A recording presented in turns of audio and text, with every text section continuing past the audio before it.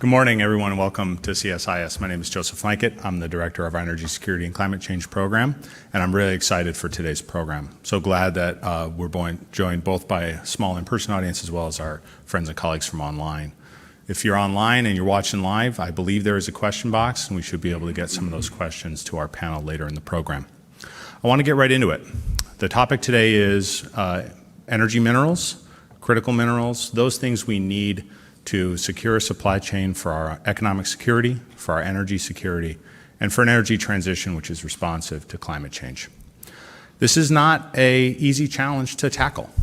IEA report came out last week, and the story's mixed.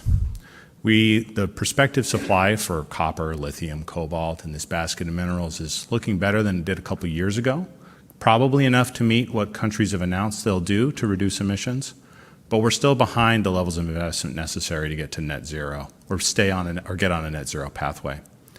At the same time, this supply chain, as we all now have come to realize, is quite concentrated.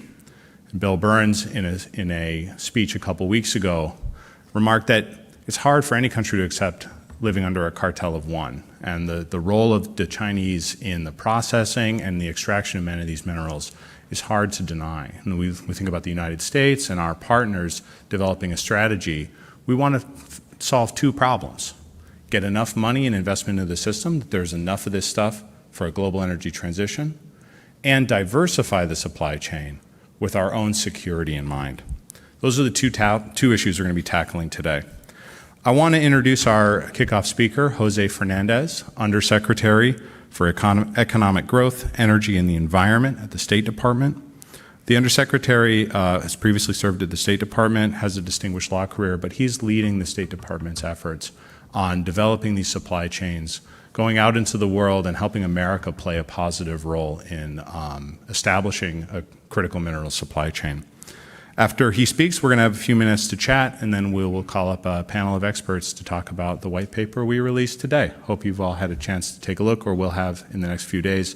This is an exciting new area of research for CSIS. Undersecretary, we welcome your comments, and thank you so much for being here, sir.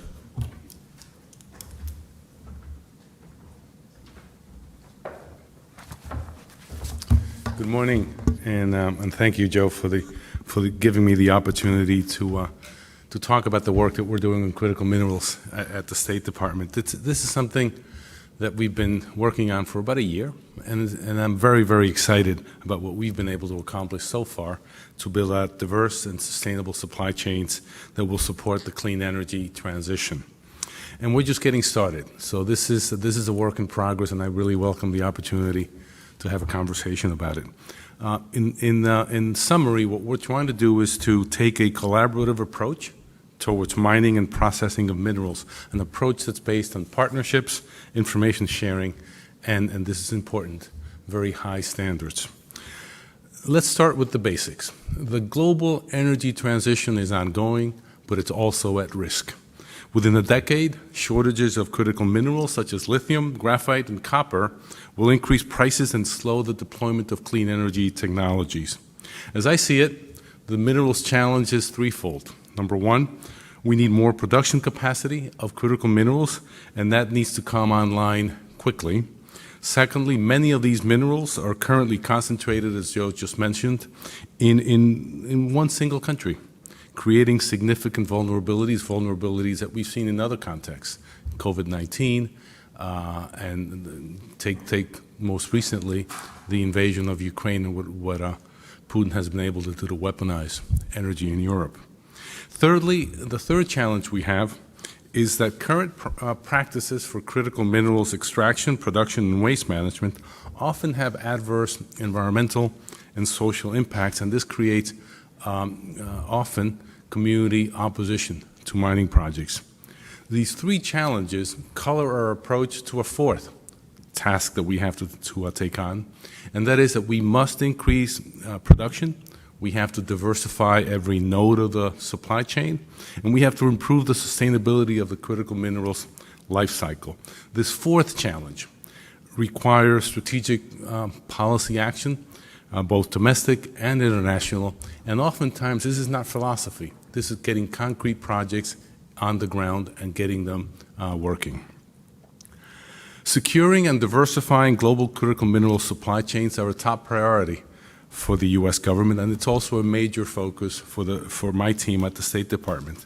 This includes reducing our dependence on imported minerals, which requires us to scale up domestic minerals production rapidly. Last year, the administration made the largest public investment in clean energy and domestic industrial capacity in history through the Bipartisan Infrastructure Law, the CHIPS and Science Act, and the Inflation Reduction Act. So check out these numbers. Through the Bipartisan Infrastructure Law, more than $65 billion was invested in clean energy, and over 40% of this amount has already been launched.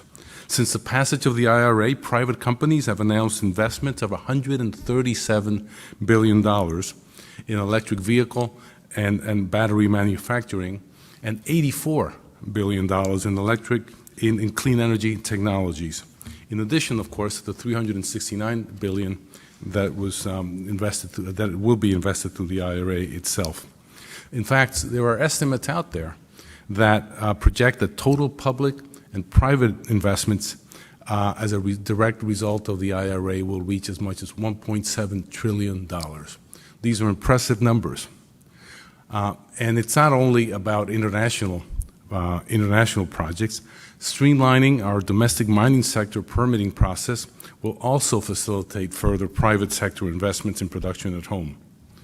But the fact of the matter is that domestic production alone is not going to be enough.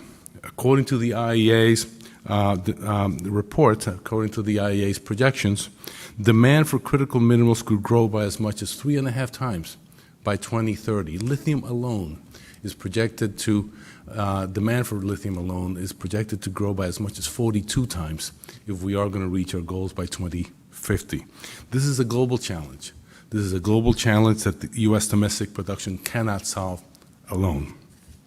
We have to find ways to rely on global supply chains to make the clean energy transition a reality, and we have to collaborate with partners to adapt those supply chains to the global clean energy transition. We will only reach our goals. We will only stabilize and grow the global market by working with our like-minded partners and allies. So enter a project that we started over a year ago and that I'd like to talk about for a couple of minutes now, and that's a Mineral Security Partnership, the MSP. The MSP now includes 14 partner countries who are large investors and off-takers, in addition to the European Union. And in fact, we were pleased to welcome India a couple of weeks ago when Prime Minister Modi was here as the latest partner. The aim of the MSP is to catalyze public and private sector investments in strategic critical mineral projects around the world to help build more transparent, more predictable, and more sustainable critical mineral supply chains. And MSP activities are not limited to MSP partner countries. In fact, we're actively, right now, considering projects across the globe. The MSP has 4 main lines of effort. Number 1, sharing information about potential projects. You'd be amazed, but oftentimes we were hearing about projects around the world in the press. And this is something that we've made an effort to really stop. We've got to get ahead of these projects so that our companies, so that our institutions can actually participate. That's number 1 is sharing information. Secondly, promoting investment and financing. Thirdly, elevating environmental, social, and governance standards. And fourth, and right now this is not talked about much, but recycling. We are looking to expand recycling opportunities in critical minerals projects because right now, recycling for electric vehicle battery components is not a major industry, but it's projected to be 10 to 15% of electric vehicle batteries in 10 years will come from recycled components. So recycling is something we're taking on right now. The MSP provides a coordinating platform for U.S. foreign investment mechanisms such as the DFC, Exim Bank to finance and collectively de-risk projects alongside MSP agencies. We're also looking for financial support from all MSP partners. And the MSP is not only about sustainable extraction. It's going to include something that all of the countries are looking for, and that is to move up the value-added chain. So the MSP includes activities across this entire value chain, like midstream processing, and ultimately, as I said earlier, recycling capacity. These are all economic priorities for many of the producing countries, for many of the consuming countries, and it's also a focus area of the Mineral Security Partnership. One of the lines of effort that I mentioned was ESG. The MSP, the Mineral Security Partnership, elevates ESG standards across the global mineral sectors, and we realized that there was going to be a fair amount of cynicism about this, given the history of many mining projects. So what we've done is we've actually published. We published our principles for responsible critical mineral supply chains. We published them, and I announced them at Mining Indaba earlier in the year. And the MSP projects right now will include and do include meaningful consultation and collaboration with local communities, which will promote positive economic contributions while maintaining strong standards. In the last few months, we have, in the MSP, we've looked at about 200 projects, and we've narrowed that list down to about a dozen, 15 of them. Through a process with all of the partners. Each of the partners takes on a project, others contribute, and we engage in some preliminary due diligence to see if those are projects that we would like to pursue. We form working groups, and the support that we're getting from partners right now, it's a working partnership, and the support that we're getting is I think, is one of the most one of the things that I'm most pleased about in the MSP. This is an effort that all of the partners are engaged in because they realize that there's a need for this.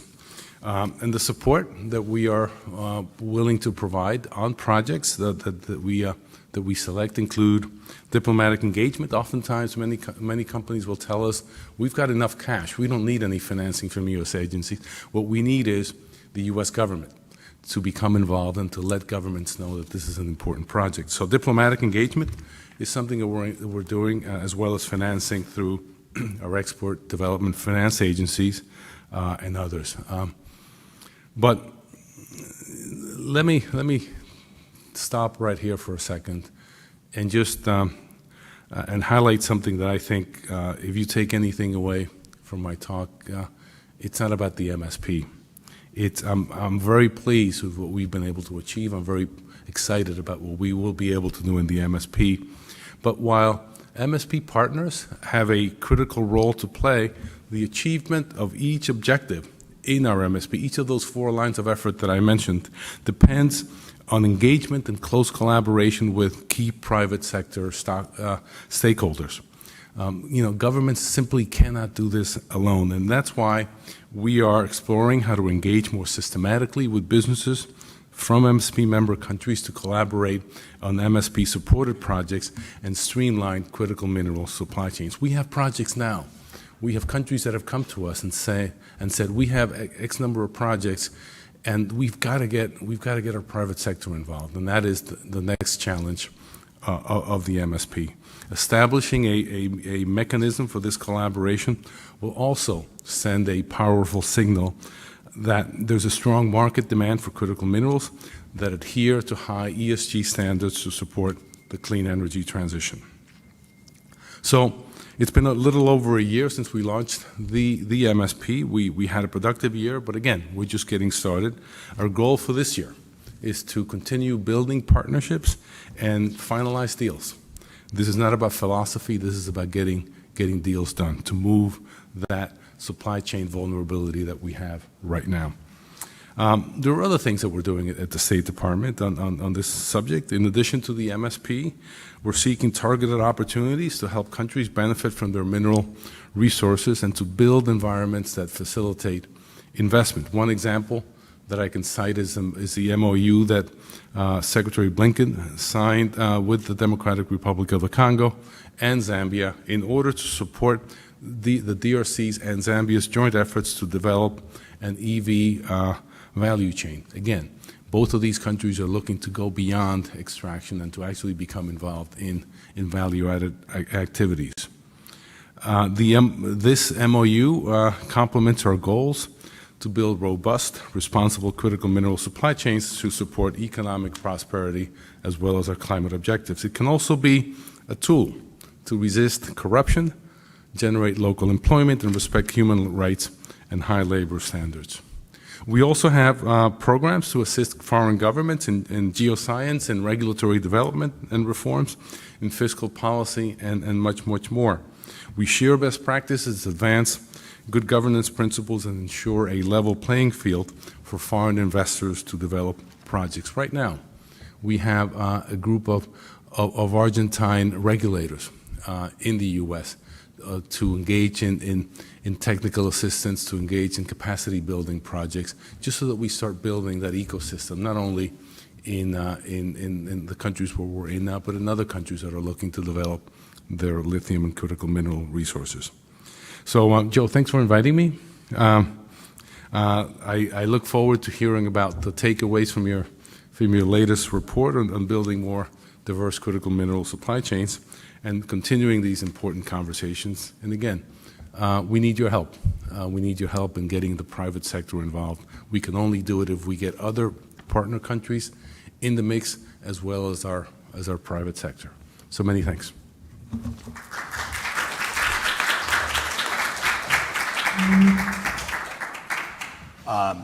The Undersecretary has another critical minerals event in town, so we'll be brief, but I do want to hear a little bit more of your perspective as you've gone about project selection and trying to make deals, you say. And one kind of top-line question I have is, it feels like we're trying to solve for a lot, right? We need to develop these projects. We want countries that are resource-rich want to be part of the value chain. We want higher environmental standards. We want higher transparency.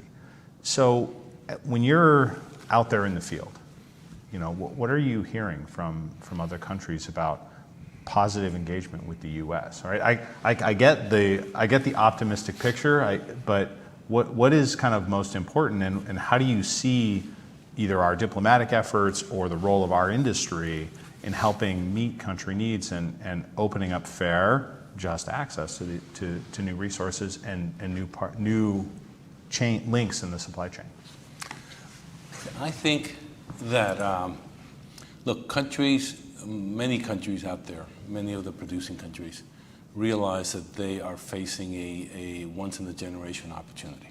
You can't talk about increasing lithium by 42 times and not realize that there's an opportunity if you can take advantage of it. Mm-hmm. At the same time, many of them have said to me, we just don't see Western companies here. Right. And we need to develop our resources. And it's great to be able to tell us that you will follow high standards. It's great to be able to tell us that you are better than others.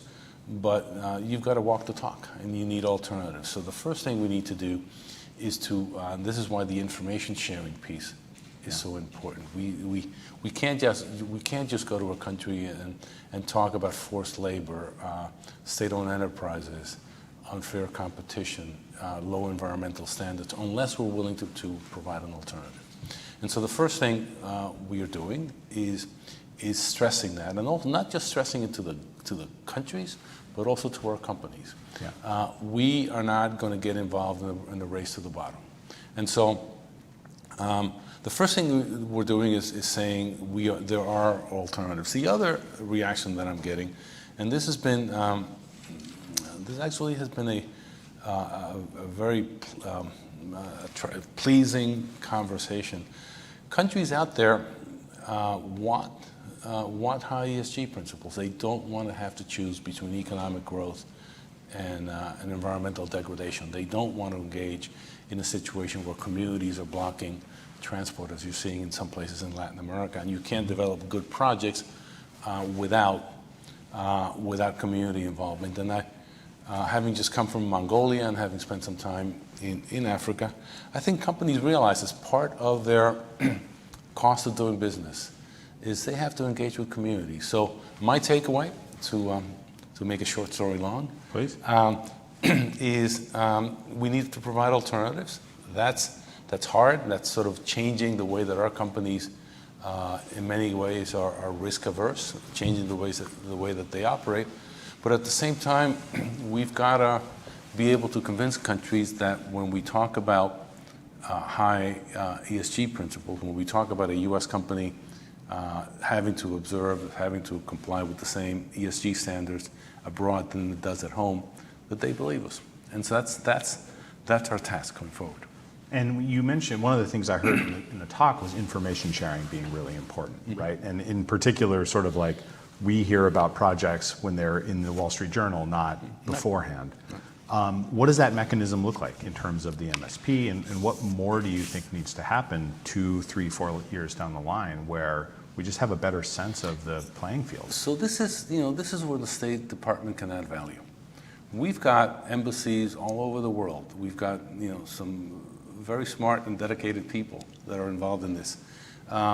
They have to have as a priority discussing with governments about opportunities, talking to potential investors, coming back to DC and saying to us and saying to the MSP, there are these opportunities out there, we can take advantage of them, but you don't have all day. You've got to move quickly. And that's something where I think, and when I first started talking about this to a number of other countries, they had the same problem.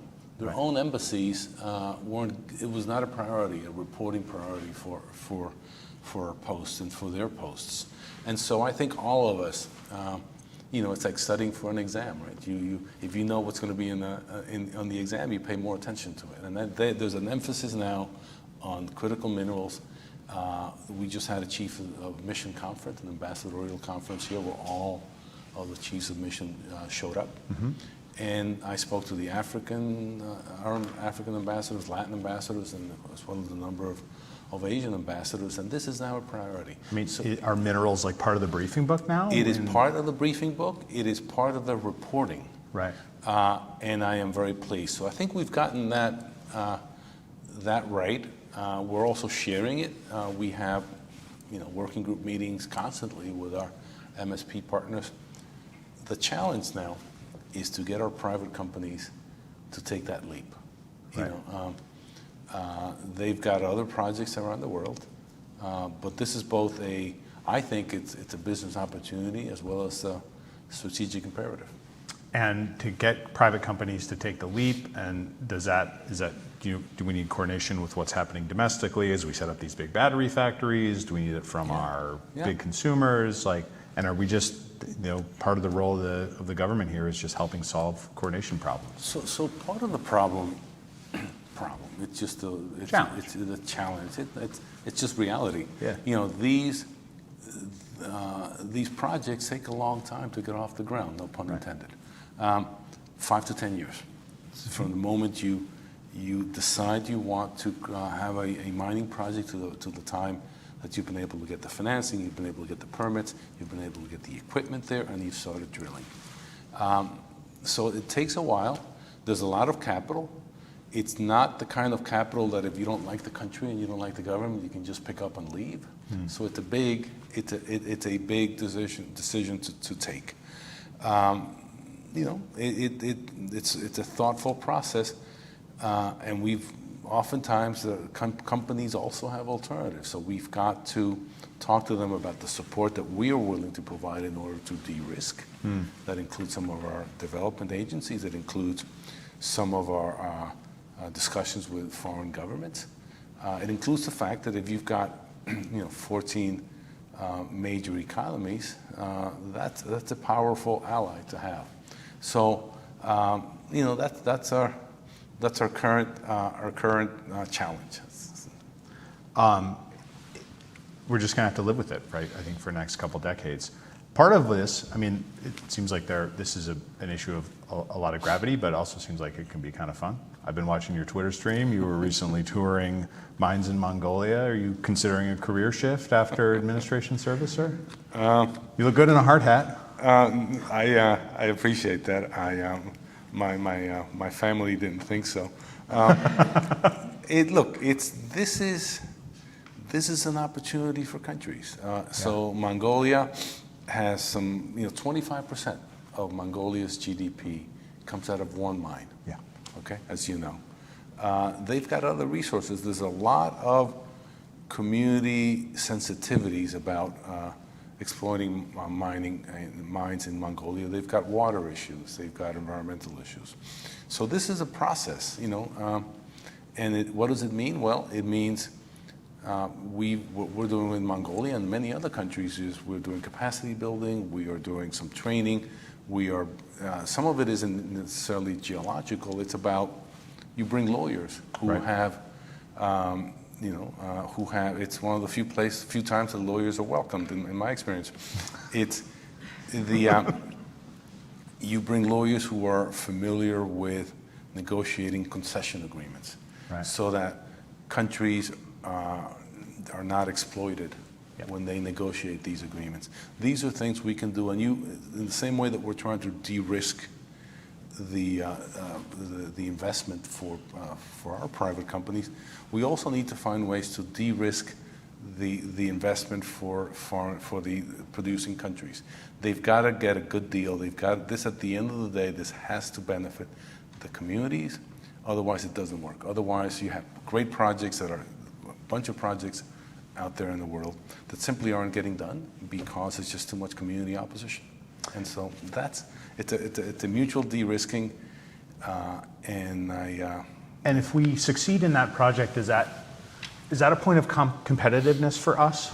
When we kind of think about partnerships. well, with it's a MSP, point. or It's is basically. it all consolation? Is it all? Is it all like? Do we have to argue? Do we have to give less terms? Do we have to make sacrifices, or does kind of creating a high road supply chain become a point of competition for us? I think it is a competitive advantage. There are a couple of things that we've realized early on. Number one is we are not going to win, even if we wanted to. We're not going to win a race to the bottom. Yeah. There's always others who are willing to skirt environmental requirements. They're willing to pollute more than our companies. Our companies won't do it, not necessarily because they're angels, Yeah. but because their stockholders won't agree to it, because our government will go after them on FCPA grounds if they engage in corruption. We've got laws that prevent them from engaging in the race to the bottom. Plus, I'm proud to say the ones that I talk to just don't want to do that. Right. So we have to change the terms of the debate. And the countries that I've spoken to are excited by that. I've got a couple of them recently have come back to me and said, we've got this opportunity in our country. We could throw it out for auction. We'd like to see if you have any good companies that would be interested in discussing it with us first. Why? They believe in our calling card, which is high ESG principles. That's a bet. Right. And that's a bet. And the reality is that higher ESG principles are costly, will make Right. your product more expensive. And then the question will be, are customers willing to pay that? Are consumers willing to pay that? But we're making the bet that they will be. And, Right. and that if they do, our companies will have a level playing field, will have a fair chance. And, something I've learned in my career, give me our private sector, give me a level playing field, and I'll take my chances. Got it. Before I let you go, what should we watch for next? What's the next thing that we should keep an eye out for? I mean, this is now in Washington and around the government. This is an issue that our political leadership is more attuned to. What do we need to keep an eye on? I think you should watch for. We've got to ratchet up our engagement with companies in the private sector. Okay. We've done a good job of getting the partners together. It's really a very productive working relationship. We've got countries such as India that are knocking on the door and would like to join, and they did, and Italy before them. We need to have a more organized way of getting the information to our private companies and just getting them to play. Right. And Great. That's our next challenge. I'm grateful to hear that. That's one of the themes of our white paper. That's one of the things we're going to talk about in our next separate panel. But before we do that, if you would give your warm thanks to Undersecretary Fernandez for joining us today and for his hard work around the world. Thanks, sir.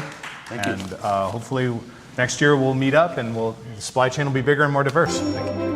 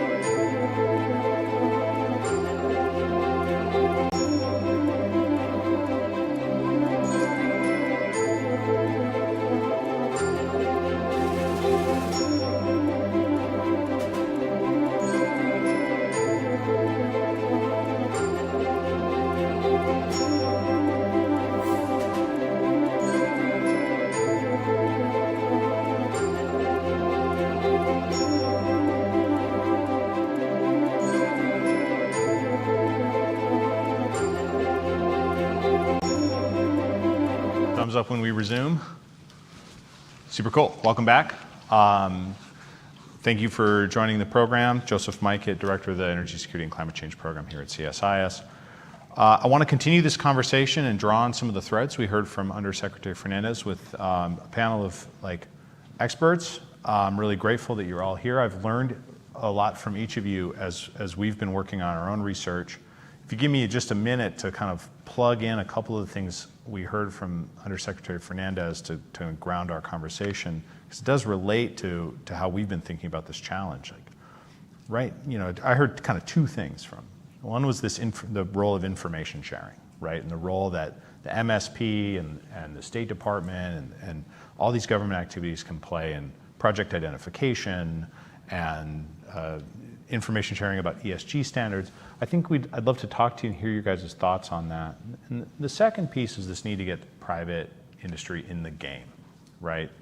The broad picture that I've got is that when you have state-owned enterprises backing from state-owned banks, you can afford to take risks that it's hard for the private sector in Western capital markets to take on. And that seems to be one of the biggest challenges we face. you can have all due respect to the efforts of our colleagues in the State Department and the government, they can go out and find projects, but if you can't get private capital into this, like the scale problem associated with the 3 to 4 times increase in consumption just seems impossible for us to really create a diversification. Each of you have written and talked about that, and I think I'd like to start there. I'll introduce our guests as we roll through, because just so we don't spend too much time on the formalities. Frank Fannin is a senior advisor here at CSIS. He's the managing director at Fannin Global Advisors, where he's doing a lot of work on the mineral supply chain. And importantly, he was the former assistant secretary for energy resources. And Frank had a lot of foresight about how much of a challenge this was going to be for the United States. Did a lot of work in the previous administration to establish this as an issue that the State Department was paying attention. Really can thank you for that. You recently wrote a piece in The Hill, I think, about this private capital issue, right? How do we get our firms in the game here? And you wrote about establishing guards against market power manipulation, and you were pretty frank that this was about competition with China, right? That the supply chain right now is vulnerable to manipulation, to policy change in China, and creates a lot of advantage on their side. So how do you see this issue of getting private capital into our field, and what does the USG need to do to help? Yeah, thank you, Joseph. Thank you for convening this. And I just also have to say it's been a remarkable evolution since when I started talking about this in 2018. At that time the question is, well, why are you bringing this to us? Why are you talking about this issue? And that debate is over. Now It's what are we doing about it? So it's been a remarkable evolution in thinking. So I appreciate that.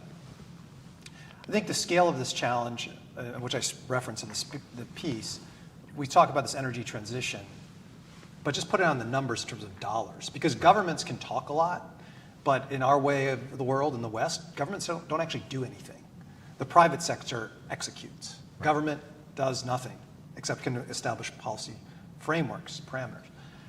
But we're seeking to transition our economy from a fossil one to a non-fossil based economy.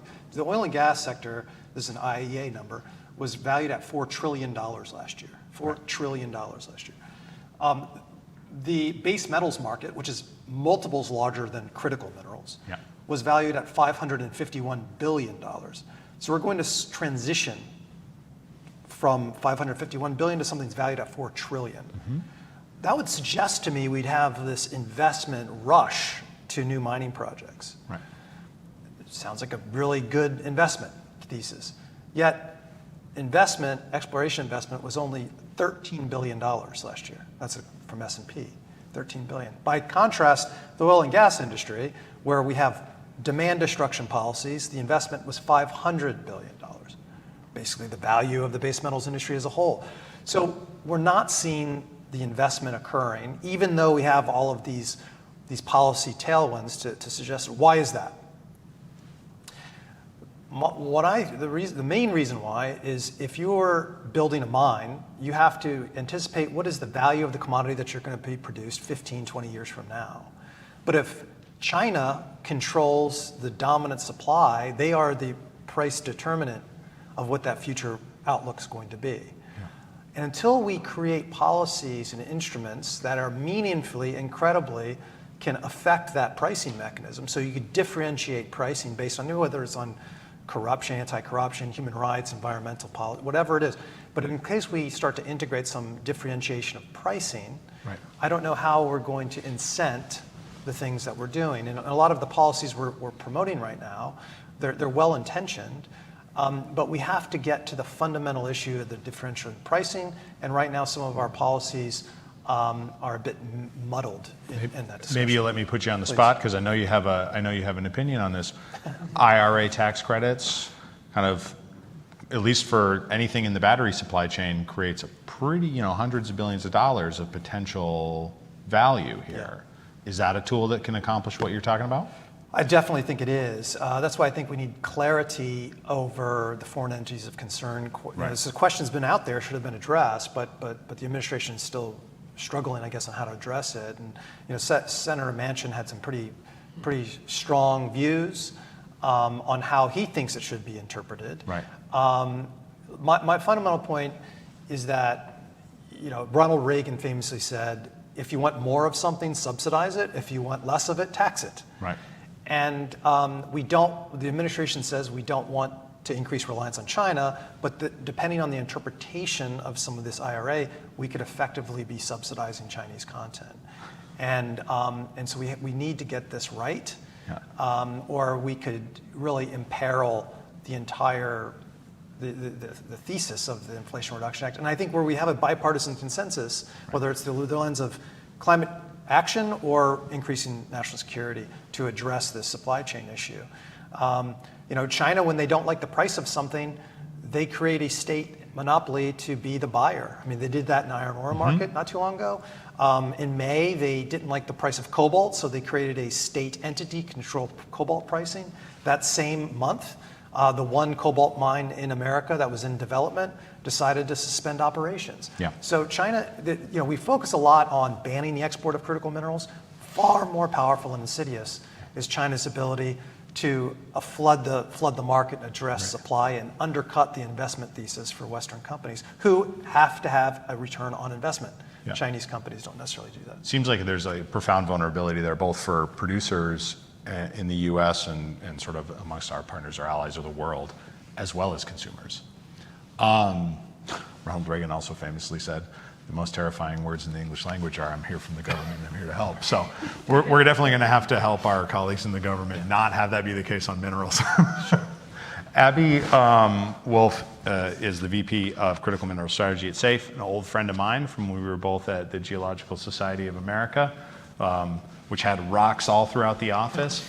And now she's been doing a lot of leading work, thinking through one of the other things we heard from Undersecretary Fernandez, right? ESG, supply chain transparency, sort of the development of this high road supply chain is the competitive advantage that we want to offer the world. How do we make it work, Abby? And so I want to address that while also pulling on the investment thread as well, because we view, secure supply chains as being diverse supply chains, and we see high standards as being really the way that you diversify those supply chains. And when you're talking about getting private capital and investment off the sidelines, the problem isn't just getting that investment off the sidelines. The problem is getting investment in places where there traditionally hasn't been investment, so that you can diversify away from where mining, processing is currently being done. And that IEA report that actually came out last week said that quite contrary, now it's like 4% of all VC funding is involved in critical mineral supply chains, which is way up from where it was just 3 years ago. And so, but what they also said was that, instead of supply chains being more differentiated, it's actually quite the opposite. They are not only still concentrated, but even more concentrated in two of the key elements that we care very much about right now, nickel and cobalt. And on top of that, ESG standards have not changed for greenhouse gas emissions, water use, and waste products as well. And so I see those things as being, all of those things, as being incredibly interlinked. And the issue is, yes, we are not a planned economy, we are a free market economy, and all we have, the government does not mine, we do not make products, and so all we have are our market signals. And the strongest market signal that we have right now is the Inflation Reduction Act, and within that, the clean vehicle tax credits, which stipulate where you can and cannot get things from to get that clean vehicle tax credit. But we are all waiting on that final guidance to say just how strong we are going to be on where you can actually get those things from, just how many critical minerals agreements we are going to give out to various countries in order to make sure that we can deploy the amount of vehicles that the administration has committed to deploying by 2035. And so you're never going to get private capital off the sideline to invest in some place other than Indonesia, and I'm not knocking Indonesia, but we already get 50% of our nickel from Indonesia. So if you're focused on diversifying your nickel supply chain, you probably want more nickel from Australia rather than from Indonesia or the Philippines or Canada or anywhere else. But you're not going to do that. Get investors to say, oh yes, it's worth it for me to spend my tons and tons of capital on this other project if I know that car companies are still going to be buying the cheaper stuff from Indonesia. Take us one level deeper on this question of kind of the tax credits and the rules around content. Like, is there some critical decision that is going to completely change the game, or is it a whole set of decisions that Treasury is making on the various bits and bobs that go into an electric vehicle? It will certainly be a whole suite of things. I mean, one part that my team and I are intently focused on is the definition of constituent materials, also more keenly on the definition of what constitutes a foreign entity of concern.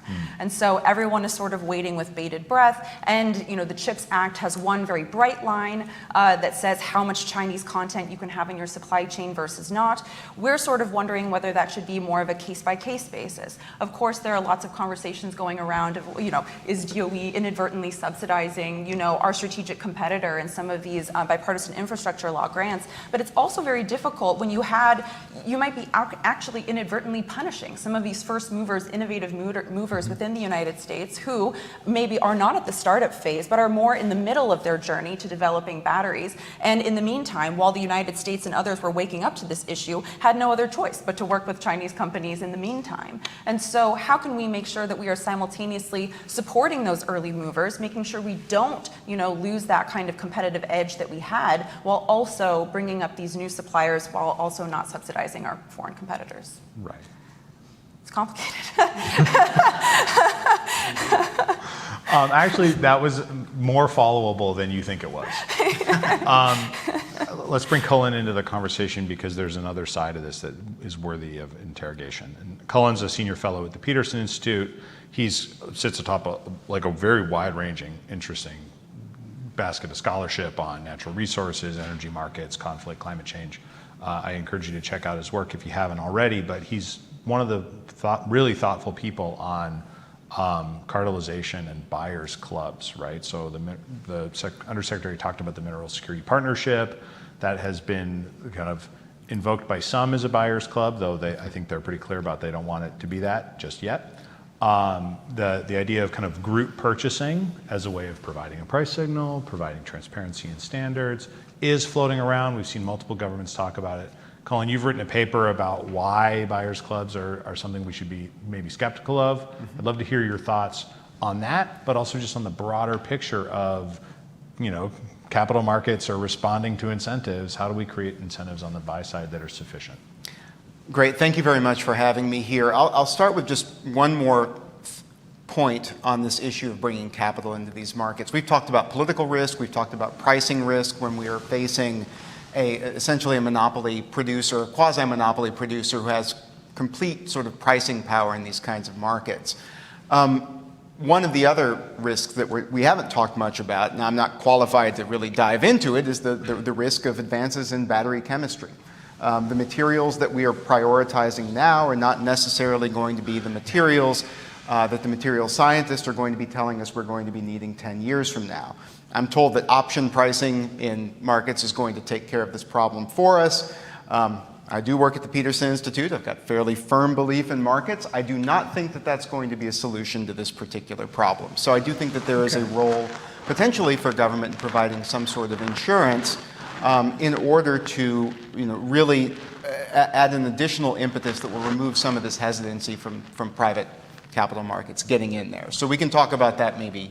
I think we should talk about it right now. Okay, sure. I mean, and that again, I'm not a battery chemist, but if you are making a decision, as the Undersecretary said, about putting a shovel in the ground 10 years from now, right, that you have to make right now and start moving, amounts of money that starts with B's, right, in order to make that happen, that's a very, very, very difficult and trepidatious kind of decision to make under that kind of fundamental uncertainty about what the future demand will look like. The IEA is giving us great projections, and they're the best thing that we have to go on, I think, in terms of a shared consensus around what the future might look like. But humans are notoriously bad at anticipating the results of technological breakthroughs and how that's going to affect their current solution set to particular problems. Right. So that's what I would say about that. On the other hand, this issue of bulk purchasing. So right now, if you take the Undersecretary's kind of characterization, maybe it was your characterization, if you're dealing with a cartel of one that has a lot of pricing power, there is something that's sort of intuitively appealing to getting a group of like-minded, and maybe one of you knows the true definition of like-minded countries. I think I know what that group looks like. Let's just say it's the MSP for now. getting a group of like-minded countries together to coordinate purchasing in order to fight market power on the producer side with market power on the consumer side. That would be sort of the most extreme kind of position you could take on a continuum that might range from this information sharing of a variety of different types to sort of a more middle ground kind of approach, which is the one I think I'm probably most in favor of, which would be using a mechanism like the International Energy Agency to coordinate stockpiling. And so the idea being that this would operate relatively similarly to how this operates in the oil markets, and with strategic petroleum reserves, which are useful for a variety of reasons. One, in terms of kind of cataclysmic supply disruptions due to geopolitical events or to natural disasters. But they also are helpful in that both on the purchasing side to stock them up, or the release side, they give you a little bit of control over pricing. Just to get to why I think cartels are bad, if the whole point here is that we need a somewhat higher and consistent price signal in order to catalyze this kind of private sector investment, pulling together a club that is going to attempt to set a market price that is below what would obtain under normal market conditions isn't, right, basically making these materials cheaper is an odd way to catalyze kind of a gold rush of investment into a market, at least to my mind. Some may feel differently about that. And then just finally, I don't love the optics of a bunch of countries that got relatively wealthy, burning fossil fuels, starting off the energy transition by saying to a bunch of primarily lower and middle income countries that are major producers of these materials that actually we are going to act in ways that are inimical to your interests and a shared vision of economic prosperity moving forward. Yeah, quite a bit there. I mean, like, Frank, we should. I want a little crosstalk here. You are working with the private sector on this issue now. You're trying to help people think about these kind of like risk capital questions. Cullen raises this idea of like some enormous government-backed put option. We don't need turns out we don't need cobalt in 10 years. Like the government will step in and help you pay down your mine or accelerate its depreciation or give a direct subsidy or whatever. Any thoughts? Yeah, I mean, I think we use, the IEA, that was born out of the oil crisis. And the whole stockpiling system was created for oil. It's still its actual purpose. It talks a lot about other things, but that's its actual purpose. The challenge we have with these metals is that the U.S. Department of Defense is the single largest purchaser of oil in the world. Right. But it is relatively insignificant when you talk about the entire retail market of America. Right. For oil. So the stockpiling of all of these different metals and minerals I think would be remarkably a complex challenge, orders of magnitude, and it won't address the energy transition question that we're seeking to solve. Now, when the DoD comes out, and I talked to a lot of companies talk to me, and they say, "Oh, well, can you get me a DoD procurement deal for some?" It's always a rare earth company somewhere, and and the way that plays is it's a game of musical chairs. Right? I mean, the music's going to stop, and there's 100 companies, and 3 of them might get some kind of, or some, because what DoD's seeking is for DoD's needs, which are tiny relative to the scale of the market. So I don't think it might be nice around the edges, but it does not solving the broader problem. I mean, it seems to me like, when we think about this, there's that basket of critical minerals which are important for defense applications, and hopefully relatively static demand for those. This set of minerals which are important for energy transition, where we're going to see 3 or 4 or 5 times more demand, maybe, depending on technological pathways, that's like a totally different set of public policy problems. Oil works because America has refiners. Right. We don't have processing. We don't have all of the other elements. So I think by focusing on that, it also creates degrees of complexity and introduces new problem sets. Now maybe we can have cooperation with the Japanese or the Koreans who are expert, but I don't know. I think meanwhile we're increasing our dependency on these metals and minerals, and showing up, diplomacy, bringing countries together to coordinate is critically important, and it's hard work, but we need to deploy the capital to actually build things. There's so much to talk about. I'm not looking at the online questions. I'm ordering Gatorade for the audience because we're going to be here for 4 hours. Actually, no, we're running up against time. Unfortunately, I think we're going to have to keep probing this issue, obviously. Abby, I'd love to close with your thoughts on what does success look like? One of the things I learned doing writing this paper and is like, we actually now have a lot of tools. It's not like there is an absence of critical minerals policy. There's quite a bit of money. There is, you've got the MSP, you've got spending programs kind of at different parts of the government, but like on the next year, 2 years from now, 4 years from now, how do we measure success, and if we're missing those measures, what do we have to do to adjust? Success to me looks like diversification in the supply chain. I think you're going to see success if we continue to see increased investment in diverse places, such as, in the United States, if we can be a little self-serving, but also, within Canada, Latin America, even within Africa, to help build up their processing capacity, because as Frank rightly pointed out, all this conversation around stockpiling has always been a little bit confusing to me, because what the heck are we stockpiling? Because we don't process materials in the United States. So yes, if we can help the European Union, help Korea, help Japan build up their processing capacity, because we're not starting from zero there, while also building up capacity within North America, that is a win to me. But again, I think that definition of constituent materials will, greatly affect where you're going to see a lot of that midstream development. Well, we will watch it with a hawk eye, and when we see developments from Treasury, maybe we can invite you all back for commentary. I want to sincerely thank you, not just for being here today, but for your work on this. Cullen, Frank, and Abby, thank you so much. Colleagues, if you wouldn't mind, your warm expression of thanks for their thoughts and efforts.